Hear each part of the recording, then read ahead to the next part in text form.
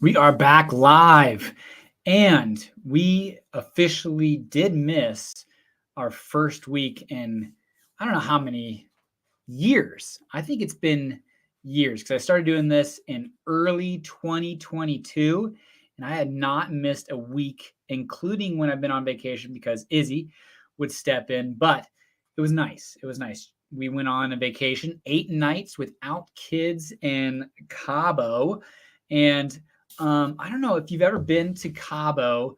I liked it. It was cool. Obviously, just vacation, right? It was all inclusive. Couldn't beat it. Ate way too much. Um, it was interesting, and we'll jump in. But I just thought maybe I'd give a quick background of what we did over this last week, but to Live in Fort Collins. But it's kind of cool to see. I very much a redhead, blue-eyed, very fair skin, and I felt comfortable. I wore a shirt, sunscreen, hat, all that kind of stuff, and I think that kind of like health orientation is okay. You don't have to, have your shirt off. There was plenty of people with your shirts on in the pool, protecting themselves from the sun. Now, obviously, a lot of people got out there and enjoyed the sun as well, and I got a little bit toasted. I would say like just a little yellowing of the marshmallow in there. Definitely didn't get the full crisp going on, but we had a great time, refreshed the batteries. So excited to jump on today. This is Live in Fort Collins, coming to you live every Monday at noon. Talk to you about things that are happening in Fort Collins, City Council, and what's going on right now with City Council is specifically our biannual budget. So we have a 2-year budget cycle where they come in, and per our city charter, we have to have a budget that is balanced, and it goes for 2 years. So this will be the budget cycle for 2025 and 2026. Now there is a midterm budget review where they can come back in and add things, subtract, make changes as needed, and there's money for that. And this was our last third work session prior to the first reading. And in Fort Collins City Council, they go through work sessions, and then they go through a first reading and a second reading. And then after that second reading, it becomes, for lack of a better term, law. And so, but they definitely go through. They've done 2 listening sessions through city council meetings. This was the third work session, and then they go into 2 readings. So lots and lots of time spent on this. Actually, we had Travis Storin, the CFO of Fort Collins, on our podcast, Fort Collins Fellas, and gave us a really great rundown of what's going on that. So today we're kind of talking high-level budget, some of the things that they were trying to fine-tune of what they want in and out. But overall, I think Jenny Arndt, our mayor, put it best. She said, fortunately, we're a very well-to-do community that we're having discussions about, should we put in art in public places or not? Should we have 4 installations or 2 installations? Not, can we fund our operations? Which is actually kind of an interesting topic to discuss. But let's jump right in. Some things that have happened over the last week. CSU had a good win against San Jose. It was pretty sad to see how full the stadium was. And I've talked about this before, but I've had this epiphany of why Colorado isn't now. CU, the stadium is freaking nuts. The circus that is going down at CU. I mean, that stadium is packed, and I would have to imagine that president and AD is thrilled bringing on Deion Sanders and all the celebrities that were there. Just crazy. Now CSU does not have that going on. And people look at CSU football of like, if we were winning, which we did win, big win, good win.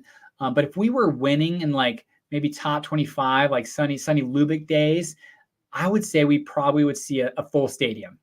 But we are fair weather fans here in Fort Collins. And that coincides with what I'm about to say of fair weather is absolutely what we had. We had some absolutely fantastic weather, and people have kind of this option. They can go hike explore Red Feather, Rocky Mountain National Park, go leaf peeping, which with great 60-degree days, low 70s, or go watch some football that's okay. And people tend to move towards the go watching football that's, or go leaf peeping, mountain hiking, hiking, mountain rock climbing, mountain biking, all that good stuff, riding the trails. There's just so many activities that people really, I would say, prioritize over the football. Now, that's not to say that, going and cheering and watching a CSU football game is not fun, because it is. It's an absolute blast.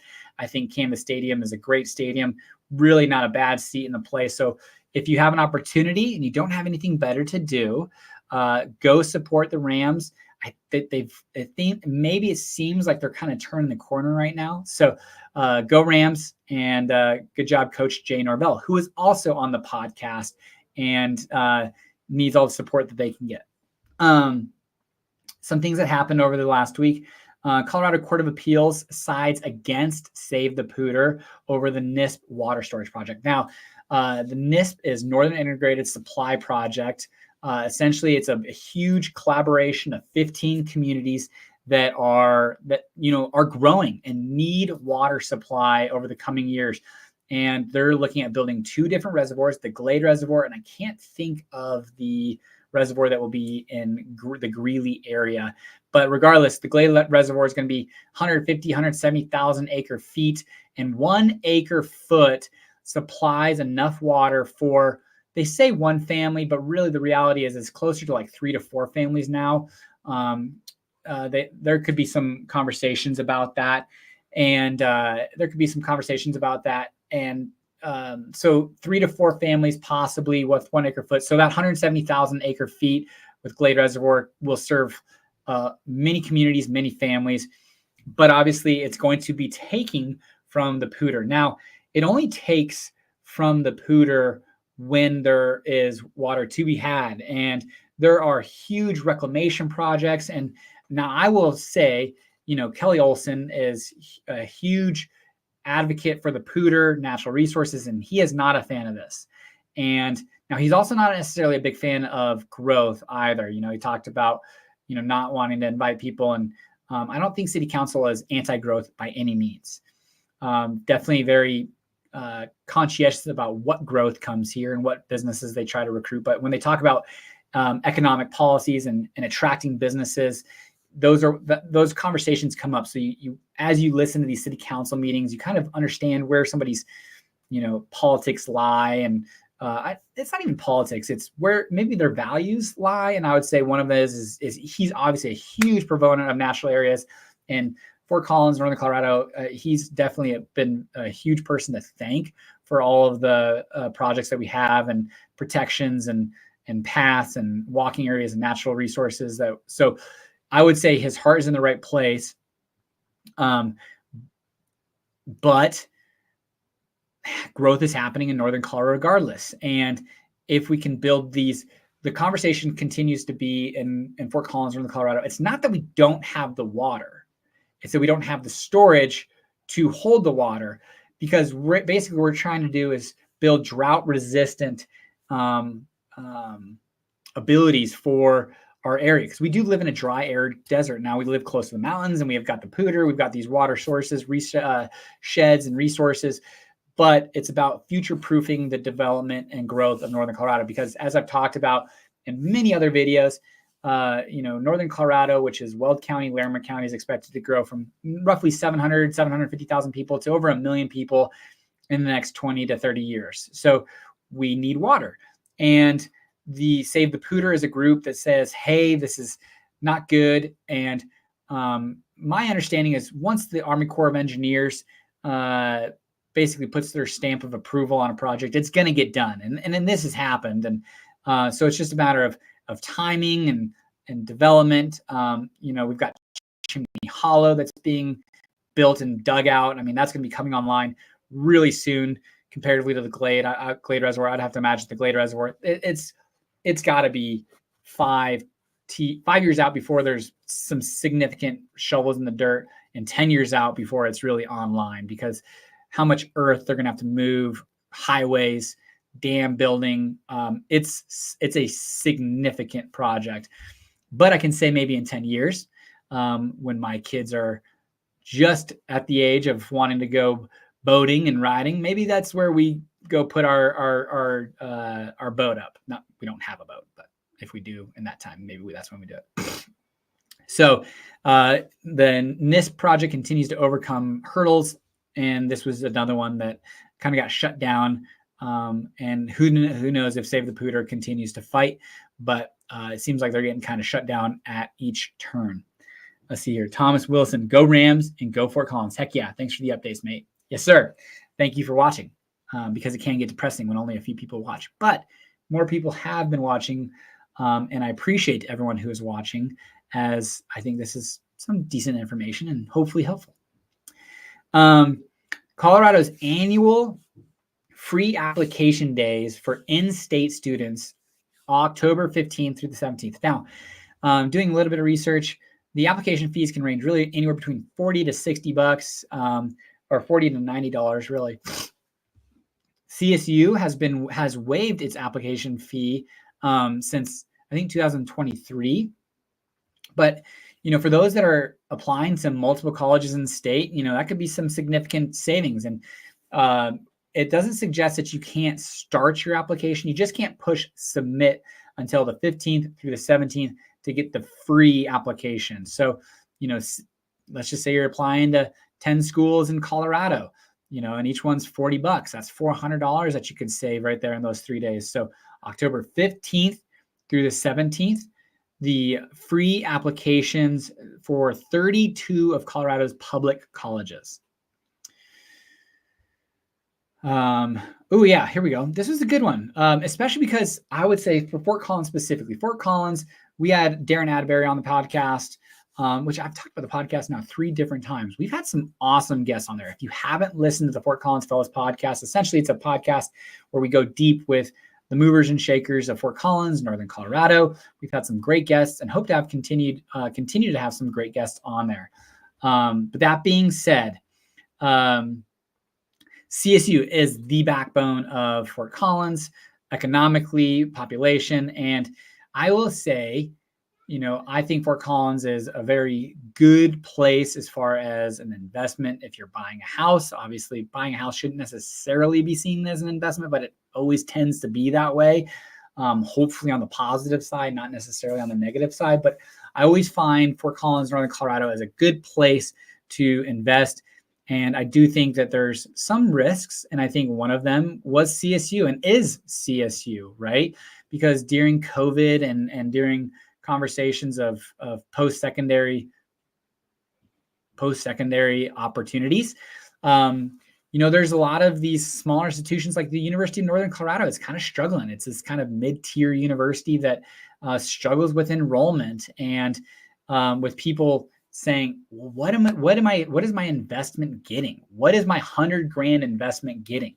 Is it getting me $40,000 a year, or into an industry that I'm not necessarily in?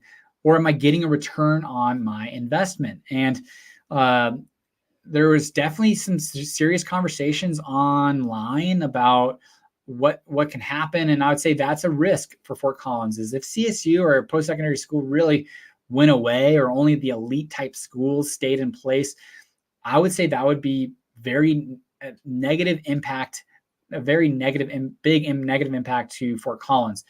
But CSU had its largest enrollment in history,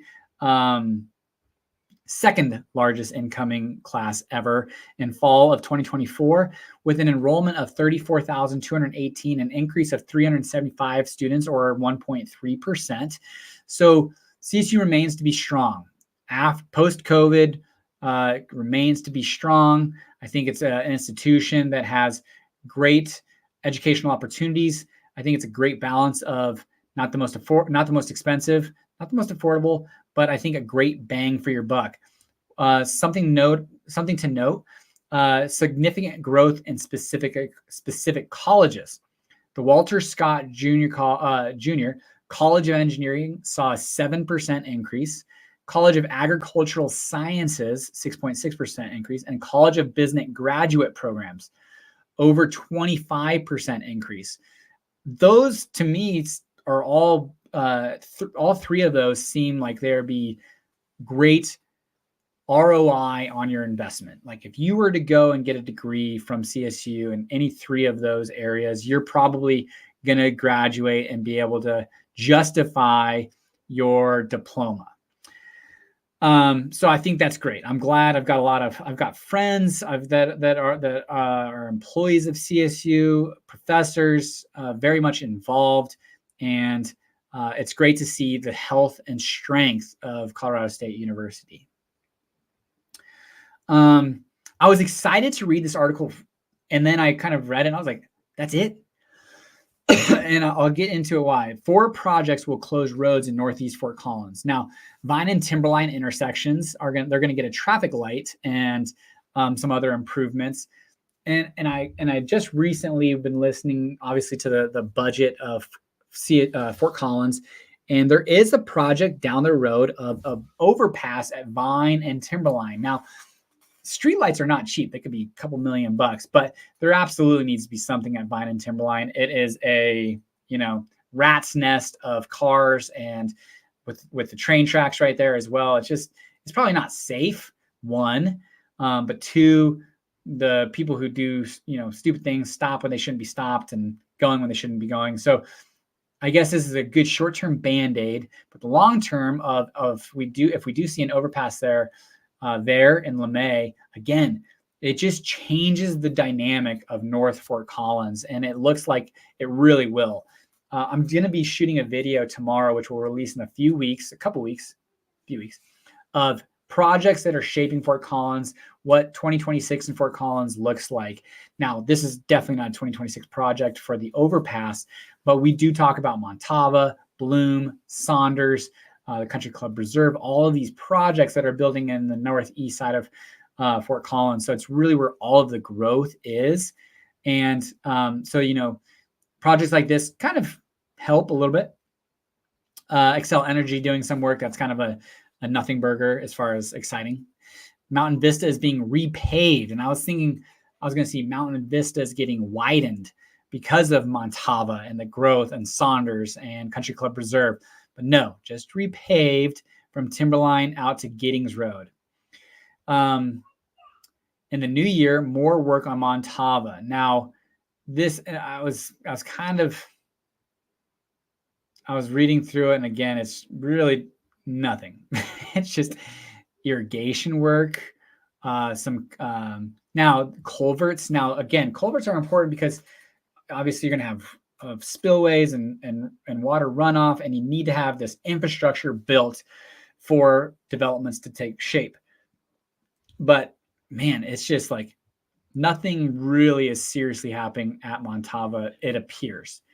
I'm sure it will happen sooner than later, but it just doesn't appear that. And that's supposed to be kind of one of the game-changing developments of Fort Collins, potentially adding 30,000 residents on the northeast side of town. But it's like, will this happen? I don't know. Okay, let's jump into City of Fort Collins work session. I'm going to share the slides. Now, it was actually it was kind of a quick meeting, 90 minutes, and they talked about kind of really just things that were, well, let's look. Offers to be included, offers that need more discussion, and offers that were recommended to be considered for potentially either like a 1 year or both years. So we'll kind of go through these. Golf facility assets. Now, whenever you hear golf facility assets in Fort Collins, it really, it's a great thing for Fort Collins because we have 3 public courses that are self-funded.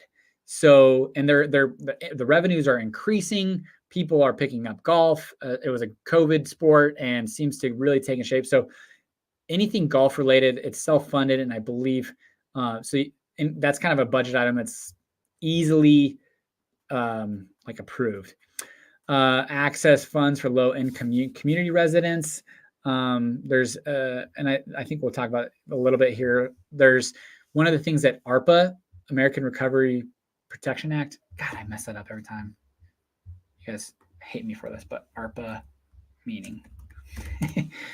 American Rescue Plan Act. There was so much millions of dollars in Fort Collins' budget between 2021 through 2023 that was funded and supported by ARPA. And one of them was an eviction fund. City of Fort Collins is going to pick that up. I think it's going to be, eviction fund right there. Where am I? $220,000. HVAC technician, great. Police. The two things that were really discussed were police services, HVAC, and then fleet vehicle equipment. And apparently, like this, if you read here, this is an increase of 1.2 million over what is currently funded. This level of funding is considered minimal viable of the total 2.2 to $3 million range. So the vehicles in Fort Collins, specifically the police fleet, and other kind of vehicles, but specifically, they only have if I heard this right, and I could be wrong, but like a very short life, and it could be, that I'm hearing it wrong. Maybe they shift them, but anyways, they need these fleet vehicles, and it was kind of like the conversation between city council and city staff was like, city council was like, are you listening to us? Like, we don't want this much money here. And city staff's like, I get it, but like the experts are saying we need it. So as much as we want this to be your budget, we are saying, here's what the experts are saying. We highly recommend pushing this through. So city council is like, all right, I guess, whatever. But these are all items that are going to be on the budget for 2025 and 2026. Immigration Legal Fund, Municipal Court Judicial Services, HVAC is so expensive. Let's move down here. I think if there's going to be anything that's cut, it sounds like the Fort Collins asphalt art program, and there's anywhere between 4 or 2 installations that they're talking about, but they're like, if we can shift that money away, like if there's anything that needs to be cut, this is like top of the line, might not make it into the first reading. Let's see here, active modes, street sweeping, transportation reserve. Let's see here, Sunday and holiday services. As you can see in 2025, this was big for City of Fort Collins, City Council. Like, they're saying we want public buses on holiday and Sunday service, and we want the funding there. And I think what they're saying is, okay, let's do a gradual approach. Let's bring on bus staffing, and then rather than bringing on all the staffing that we need, let's bring them on, and so we don't need to cut it back down, and to see if the ridership, that is a big question, happens. So nothing in 2025. If Sunday service comes back and holiday service, it won't be until January of 2026. Active modes, safe routes to school. Now, here are the recommended for consideration. If we, not that won't be in 2025, but like saying, hey, maybe we bring it on in for additional supplemental appropriations in 2025.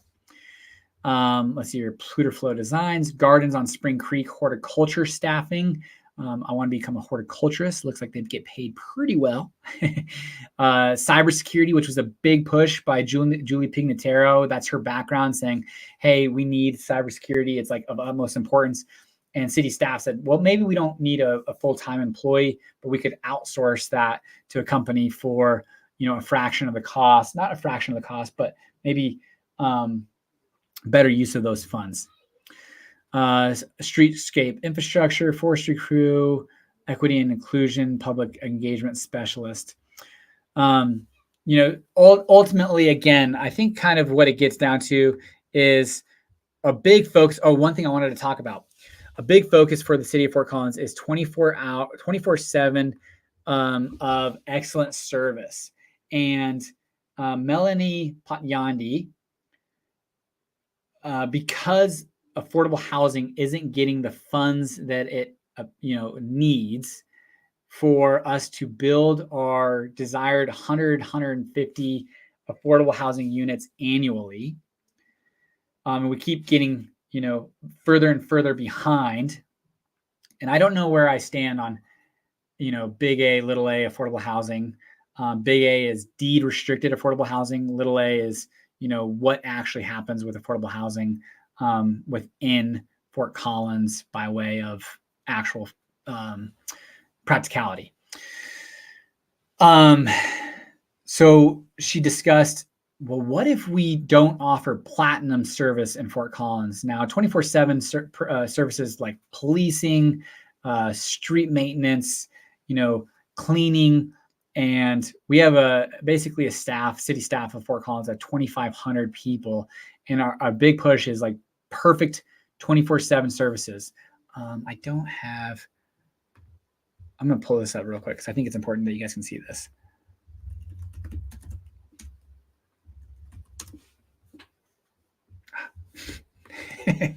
Not a car service. And she was discussing like, well, what if we didn't have platinum level services everywhere, but instead, what if we had gold level? And, I was like, I don't know where I would stand on that, because I think it's just a really big, important deal for Fort Collins that we, focus on crime and safety of streets and street road maintenance. And let's see here. Let's go right here.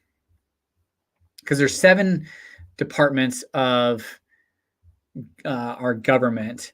And stop share screen, present, share screen. Here we go. All right. So you guys can see this high performing government, our third biggest portion of our 7 kind of headed monster of our budget, $650 million budget. And she discussed, what if we don't have platinum level service? What if we shifted it down to gold level?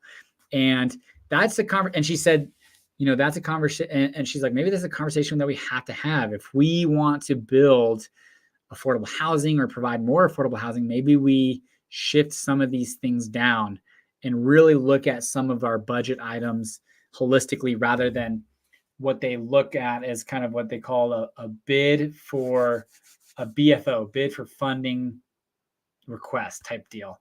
And we've been doing this for the last 20 years. It's worked. But is it the best way for budgets to be built? And if we have our priorities for the city, aka affordable housing, addressing cost of living, what if we have to seriously look at some of our services to offset that? And my gut says no. I think what makes Fort Collins great is its clean curbs and medians and asphalt art and these really just phenomenally amazing things that make Fort Collins amazing. And what happens is that people want to live here, and our max build out is 250,000 people. And I think regardless, we're going to get to that number, in the next 20, 30, 40 years. And, we can build affordable housing, but it doesn't mean that the demand to live here is going to be less, unless some of those high performing government things maybe go by the wayside and it becomes a less desirable place. Well, sure, that's a potential. So I don't know where I stand on that. Gut says, let's keep the high performing government where it's at, and still focus on trying to build and bring an affordable housing, plan that makes sense, but not at the expense of such a great city. I don't know. All righty. Let's see here. Things to do this weekend. Pumpkins on Parade, Gardens at Spring Creek. We will be going there. Pretty cool, cute, lots of kids. I do believe you have to get your tickets, $12, and then $8 for kids 5 to 11. But I do think you need to secure a spot. Gardens on Spring Creek. They got tons of pumpkin displays. We did it last year. I will say it can get a little dark, and as far as like actually being dark, in different areas, and there's lots of going on. It's very clear as far as the prep path, but I will be blunt. Like, we lost our kid last year and I got stressed. So if you're going there, obviously be paying attention. But it's super, super cool. All ages. You don't have to have kids. You can go there if you're, single, married, young, old, whatever. It is pretty darn cool and worth going. So if you haven't gotten tickets, get your tickets. That's October 17th through the 20th, 6 to 9 p.m. That is it for Living in Fort Collins this week. I appreciate you guys watching. Happy to be back. Batteries were recharged. I'm not going to lie. That 8 nights got a little bit long, but my wife loved every second of it. So it was awesome. Until next week, you guys, appreciate you and enjoy the rest of your day. Take care.